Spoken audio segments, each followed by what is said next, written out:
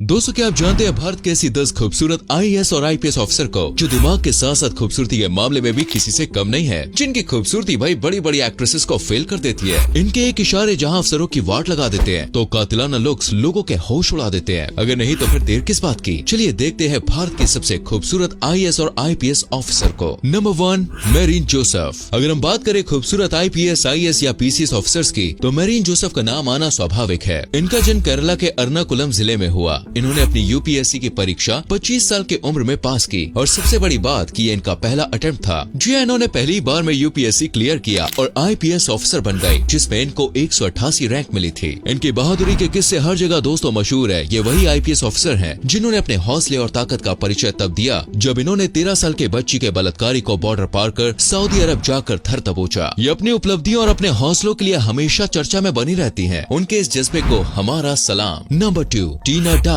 टीना डाबी एक ऐसा नाम है जिनकी खूबसूरती के लाखों लोग कायल हैं। ये एक ऐसी आईएएस ऑफिसर हैं जिनको सोशल मीडिया पर लाखों लोग फॉलो करते हैं। सिर्फ 22 साल की छोटी सी उम्र में इन्होंने सिविल सेवा परीक्षा में टॉप किया था। दोस्तों, जब ये 12th स्टैंडर्ड में थी तब इन्होंने सिविल परीक्षा की तैयारी करने का मन बना लिया था। ये हमेशा स्कूल और कॉलेज में टॉप किया करती थी। आज वो हर लड़की की रोल मॉडल बन चुकी है। आज वो वित्त विभाग में संयुक्त सचिव पद पर कार्यरत है। आपको बता दें, टीना डाबी की सैलरी करीब 1,35,000 रुपए है। टीना डाबी कलेक्टर बनने से पहले आईएएस विभाग में पोस्टेड थी। अब यही जैसलमेर जिले की कलेक्टर हैं। दोस्तों, सबसे ऊंचा पद कैबिनेट सेक्रेटरी का होता है, जिसमें 2.5 लाख रुपए सैलरी महीना होती है। नंबर 3, रिजू बाफना। खूबसूरती के मामले में रिजू बाफना भी किसी खूबसूरत एक्ट्रेस से कम नहीं लगती। अगर हम इनके बैच की बात करें तो ये 2014 के आईएएस बैच के अधिकारी हैं, जिसमें उनकी रैंक 77 थी। अभी वो भोपाल में नगर निगम में अपर आयुक्त के पद पर नियुक्त है। सिविल परीक्षा से पहले ये कैम्ब्रिज इकोनॉमिक पॉलिसी एसोसिएट के साथ काम किया करती थी। अपने काम की वजह से ये सभी के बीच लोकप्रिय है। ये सभी बातों का ध्यान रखते हुए अपने कार्य को सही दिशा दिखाते हुए आगे बढ़ती हैं। नंबर 4, स्तुति चरण। अब हम बात करने जा रहे हैं दोस्तों एक ऐसी महिला आईपीएस अधिकारी की जो अपनी सादगी और खूबसूरती से सभी को अपनी ओर आकर्षित करती है। हम बात कर रहे हैं यहाँ पर स्तुति चरण की, जो जोधपुर की आईपीएस महिला अधिकारी है। स्तुति 2012 बैच की स्टूडेंट है। इन्होंने सिविल परीक्षा 2012 में पास किया था, जिसमें स्तुति को 3रा स्थान मिला था। इन्होंने केवल आईएएस बनने का सपना देखा था। नंबर 5, स्मिता सभरवाल। स्मिता सभरवाल एक ऐसा नाम जो लाखों लोगों के लिए प्रेरणा है। पश्चिम बंगाल के दार्जिलिंग से बिलोंग करने वाली स्मिता मात्र 23 साल की उम्र में आईएएस अधिकारी बन गई। अपनी काबिलियत के दम पर सिविल सेवा की परीक्षाएं दी और अपनी मेहनत और लगन से सफलता हासिल कर ली। इस वक्त स्मिता तेलंगाना के मुख्यमंत्री कार्यालय में कार्यरत है और आपको ये जान के बहुत हैरानी होगी कि वो मुख्यमंत्री कार्यालय की पहली आईएएस महिला अधिकारी है। स्मिता सभरवाल अपने काम के साथ साथ अपनी खूबसूरती के कारण भी लोगों को अपनी ओर आकर्षित करती है। आपको बता दें, ये लोगों में पीपल्स ऑफिसर के नाम से भी जानी जाती है। स्मिता का जन्म पश्चिम बंगाल में हुआ था। उनकी अधिकतर शिक्षा भारत के विभिन्न हिस्सों में हुई। उनके पिता कर्नल प्रणब दास एक सेना निवृत्त सेना अधिकारी थे, जो कि भारतीय सेना में सेवा करते थे। नंबर 6, कंचन चौधरी भट्टाचार्य। कंचन ने देश के लिए सेवा 1973 से 2007 तक की। वो पुलिस महानिदेशक बनने वाली पहली महिला आईपीएस अधिकारी थी, जिन्होंने अपने कार्य को पूरी ईमानदारी और निष्ठा से निभाया, जिसके लिए इन्हें राजीव गांधी पुरस्कार और राष्ट्रपति पदक से भी सम्मानित किया गया। कंचन भी भारत की खूबसूरत आईपीएस अधिकारियों में से एक रही है। हिमाचल में जन्मी किरण बेदी के बाद ये दूसरी महिला अधिकारी थी। संन्यास लेने के बाद इन्होंने राजनीति में भी कदम रखा और आम आदमी पार्टी से चुनाव लड़ा। 30 साल के सर्विस करियर में इन्होंने सीआईएसएफ महानिरीक्षक के रूप में भी काम किया। मैक्सिको में आयोजित इंटरपोल की बैठक के दौरान उन्हें भारत का प्रतिनिधित्व करने के लिए चुना गया था। नंबर 7, नवजोत सिमी।